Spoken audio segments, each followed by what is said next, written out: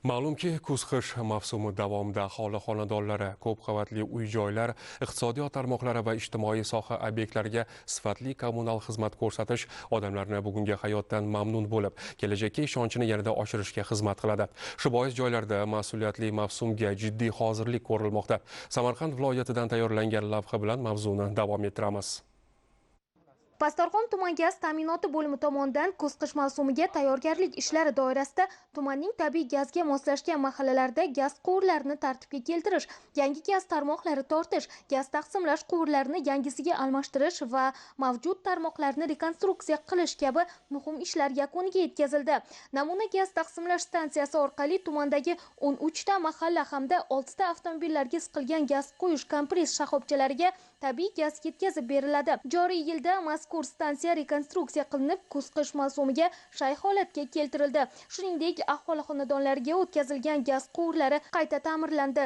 Gaz quvurlarini bosim ostida sinash, havo yo'li bilan tozalash, undagi o'rnatilgan uskunalarni har birini ta'mirlash ishlarini amalga oshirganmiz. Gaz quvurlarini rixsovka qilish, bularning degan joyida to'g'rilash, gaz rostlagichlarimizni to'g'rilaganmiz. Hozirgi biz ko'rib turgan bu gresimiz namuna gresi deb nomlanadi.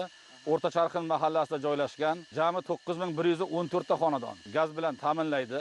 Kuz-qish mavsumiga tayyorgarligimiz 100% ga bajarildi. Pastdarg'om tumanining Oqoltin mahallasida ham kuz-qish mavsumida aholini tabiiy gaz bilan barqaror ta'minlash maqsadida manzilli dasturlar asosida tayyorgarlik ishlari olib borilib, aholi xonadonlariga aqlli hisoblagichlar o'rnatildi.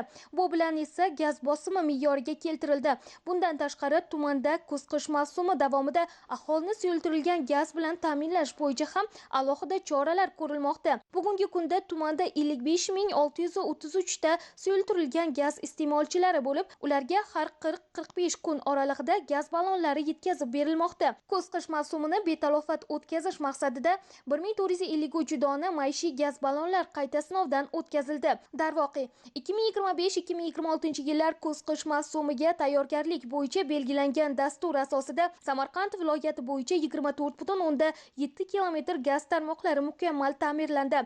6272 dona gaz taqsimlash qurilmalari taftish qilindi. 1090 kilometr gaz quvurlari bosim ostida zichlikka sinovdan o'tkazildi. Bu kabi yumushlar mavsum davomida iste'molchilarga barqaror tabiiy va suyultirilgan gaz yetkazib berish imkonini beradi.